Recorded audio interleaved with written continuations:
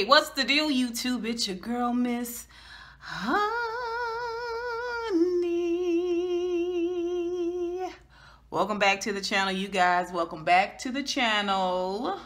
It's your girl, Miss Honey, and it is Jumpstart January 1.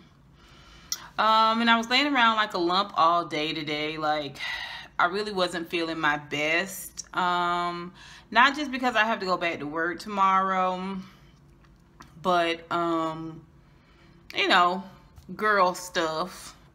I just was not feeling my greatest, and honestly, my body was like, I don't really care. We're doing whatever we want to do today, okay? So you kind of had to go with the flow. Anyway, I was watching a couple of videos on YouTube. Y'all know I'm YouTube obsessed, and we have a very, very, very brief reprieve from all the YouTube beefs, and people are actually putting like some pretty intense commentary out there.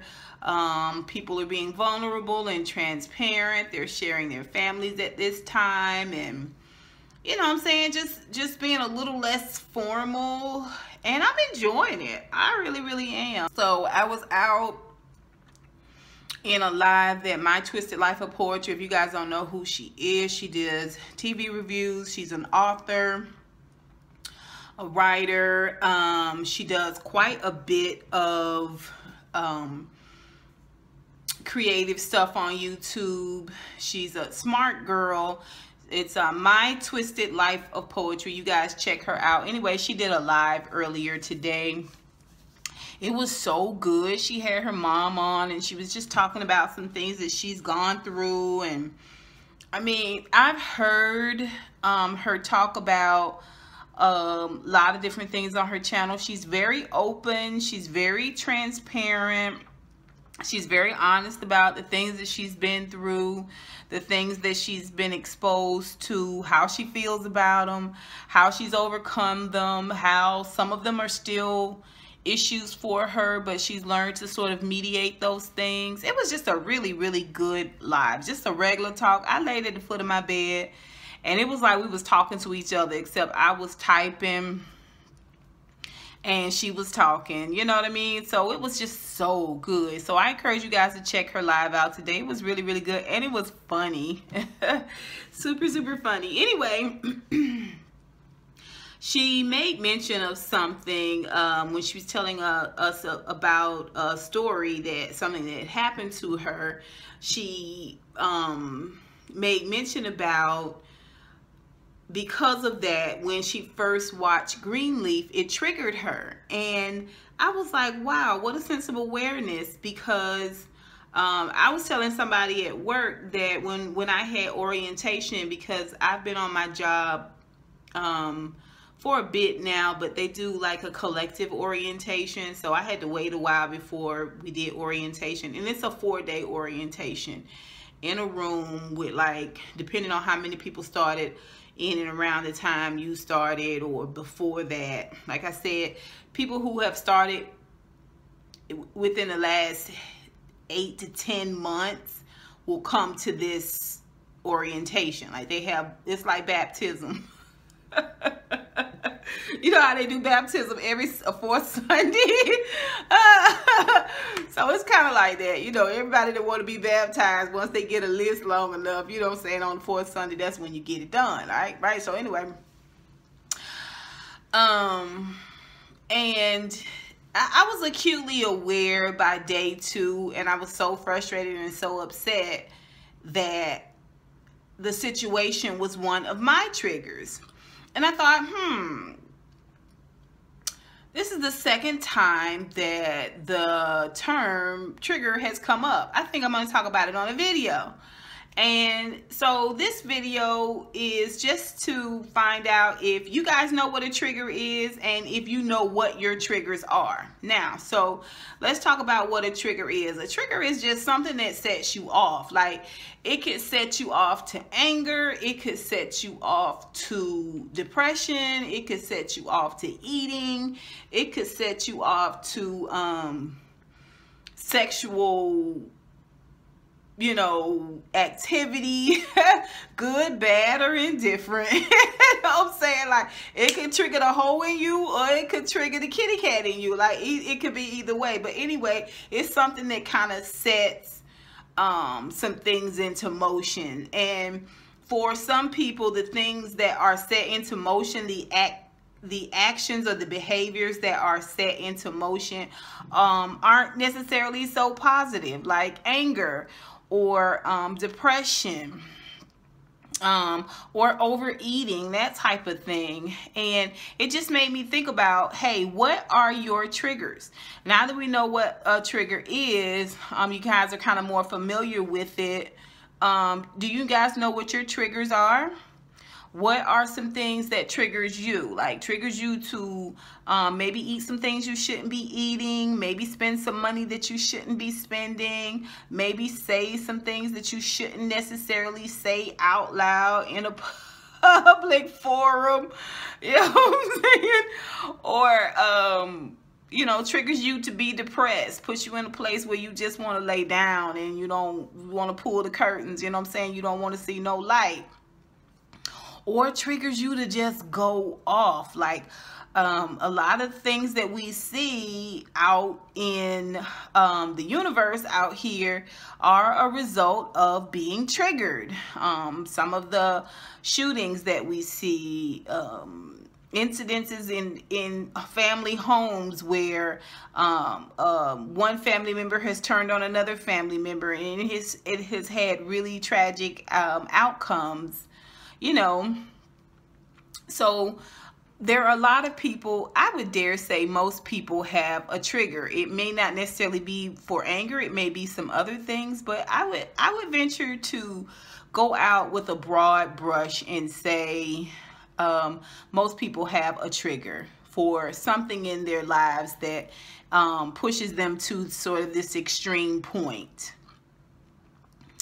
For me, I cannot be closed in, you know what I mean? And that was my trigger with orientation. It was 30 people I didn't know, and in a room for 4 days. Every day we came to that room. They brought lunch in, and you could eat in that room, or you could, you know, find yourself a quiet place to eat your lunch. But it was just like person after person from different departments coming in and talking to you. And that wasn't a problem because I like learning. But, you know, I need to be able to walk off. I need to have control over my space. And then being at a table with, like, let's see, 1, 2, 3, I was 4 and 5 people, 4 other people. You know what I'm saying? Like, I like things to be neat and tidy. I don't like coughing. You know what I mean? You don't cover your mouth. Like, what is you doing?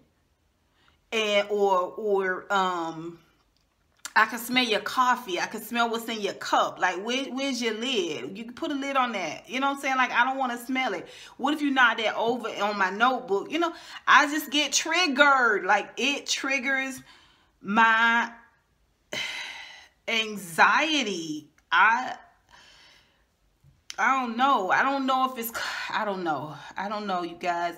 But that second day was not a good day for me. I was a mother sucker.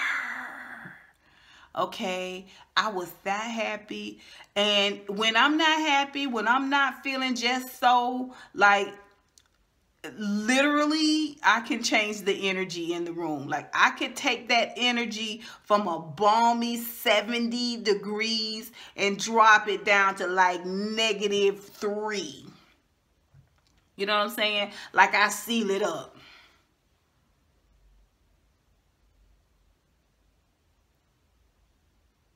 You know, just, and then, you know, you can't do that. You can't do that. It's like, this is a new job. It's a good job. You can't be in here with them swings like that, them mood swings like that. Like, get it together, sis. Get it together. And I realized being in that closed in space, in that scenario, can't leave, it was excruciating. I don't like to be corralled. I don't like to be cordoned off.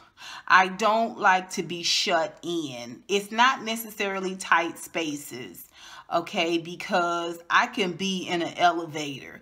What I can't do is be in an elevator and you touch me. Ooh, ooh, ooh, ooh, ooh, or somebody start coughing. Like, I just, oh, no, no, no, no, no, no, no. Because I feel like now this air has got your sneeze in it. Or now this air has got, like, it triggers everything in me. My need to be organized and straightened up and everything have a space buttoned up. It triggers that.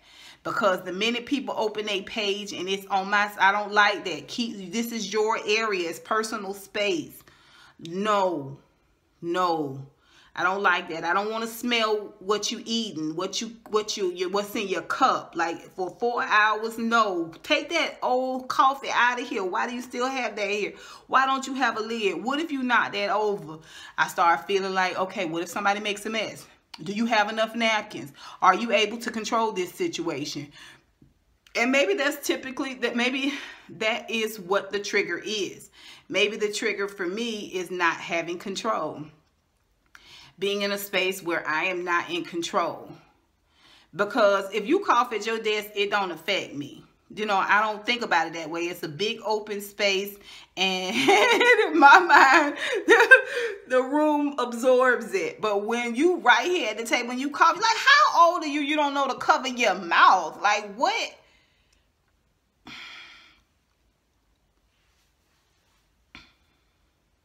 What if I want a piece of fruit? I just want to get up and get a piece of fruit. Like, I wasn't happy, and it just changed my mood for the whole day. Like, I was acutely aware of being closed in and being in a situation where I'm not in control. Like, every moment of my day is planned for me is a trigger. Is a trigger. I got to be able to move freely. I got to be able to make my own decisions about what I want to eat and who I sit by. I cannot. I don't like it. I don't like it. I pray I never have to go through that again.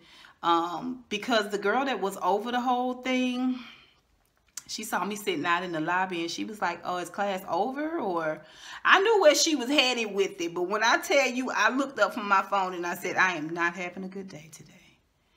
She was like, okay, sorry to hear that. She already knew, don't pursue it. Don't pursue it. Just let me do what I'm doing here. Let me deal with it. She understood. Because the way I looked at her was like,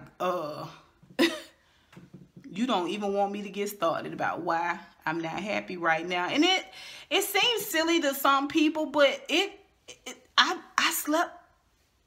I went home immediately and got into bed. I felt such a lack of control. And when I started thinking about the next day, it just made things worse for me. Anger trigger of mine is talking over me. That is a major trigger. That's a major trigger. When I'm trying to explain something to you and you keep jutting in.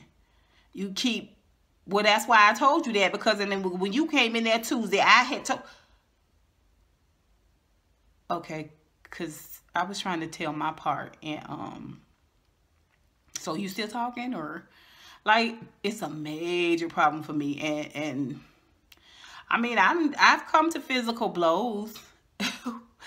Not, you know, recently in my adult life, but I've come to physical blows with people who kept talking over me. I don't like it. Don't talk over me. My mother coming up, you know, my mother sang in the choir.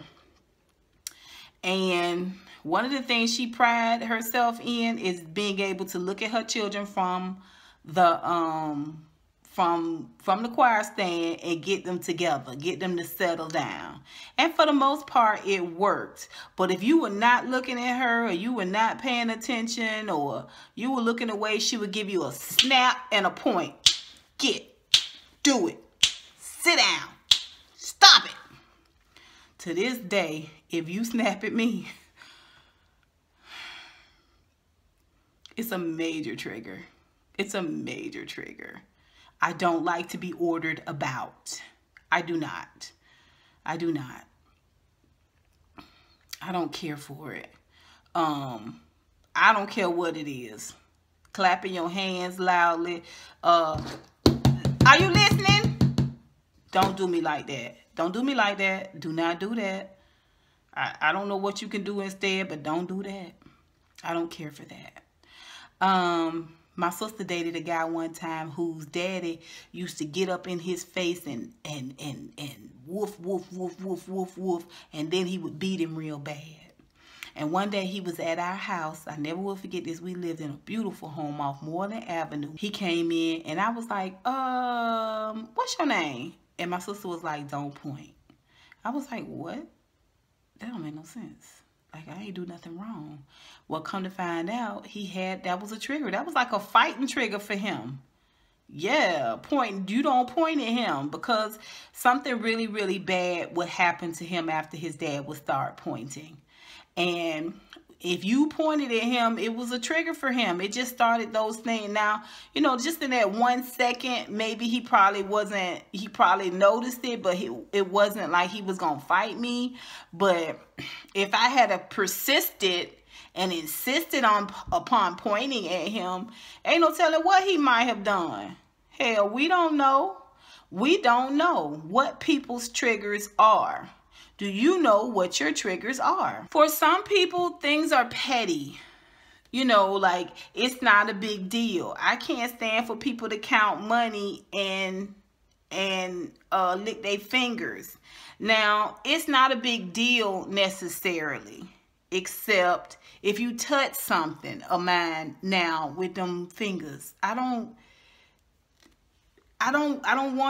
want you touching my things. I don't want you touching my things because I don't know if you're clean or not. And so it triggers this sense of tidiness in me. I don't know how to explain it. It makes me want to instantly wash my hands. Okay? It doesn't make me want to fight you or do anything to you or say anything to you, or once I notice it, you probably can't handle my food. And I'm probably gonna go wash my hands instantly. Like, I'm shaking my leg under the table now. Like, it reminds me that is dirty. And by proxy, now I feel like you're dirty. It's not right. It's not right. It's not right. It's not. Y'all, we just talk about triggers. I don't know how I went down the rabbit hole into my crazy, but I mean, I'm laughing and kidding and everything, but you know, triggers are a very serious thing. You know, for some people, the holidays, I know it is for me. When the seasons change, it's a trigger for me. When I first started smelling fireplaces, like walking through the neighborhood, I started smelling fireplaces burning. It puts me in this real melancholy state. Like, when fall first happened, I feel great. Like, this is a great time because you're coming out of the heat of summer and you feel good. There's a place in there where the air starts to get crisp and people start, like I said, burning fireplaces. I get sad. I get melancholy. I had a brother that died around that time of year from a heater, an open face heater that we had burning in the house. And I think it just starts evoking those emotions for me. It's a trigger for me. Around Valentine's Day and New Year's Eve, I don't have a significant other, and just to see people post after post after post after post, like, I stay off Instagram on Valentine's Day because it's like saying you're not good enough. I know that I am, but it's the reason I do it because it's a trigger. It triggers this feeling in me that of loneliness, of being alone. Do you know what I mean? Like, anyway. So I just wanted to come on here and share a couple of my triggers. I know that some of them are silly and they're petty, but some of them are very, very serious. Some of them are life altering, and some of them can be crippling. You know, it just depends on how used to them you are, how aware of them you are, and if you have gone through the measures to try to mediate it and head it off at the pass. I know for me personally, if I get ready to get on the elevator and it's a bunch of people, I say I'll pass. I don't put myself in that situation. I usually don't have anything. Now I will in my home, but out in the public, not like out in restaurants and stuff. Although if people start coughing and stuff in restaurants, I will cover my glass and my plate. But like out in a public forum, baseball game, that type of thing, an open cup, no, no, no, no, no, no, no. Nope. I will make shift a cover for my cup. I will not have my cup open. I can't. It's a place of vulnerability to me that will change my life. And I promise you I will leave all $12 of that Coke sitting right there. If you bring it to me without a lid on it, I'm not going to drink that. You've walked all the way from the stand to here with that open cup. There's no telling what's inside that cup now. It's got amoebas in it.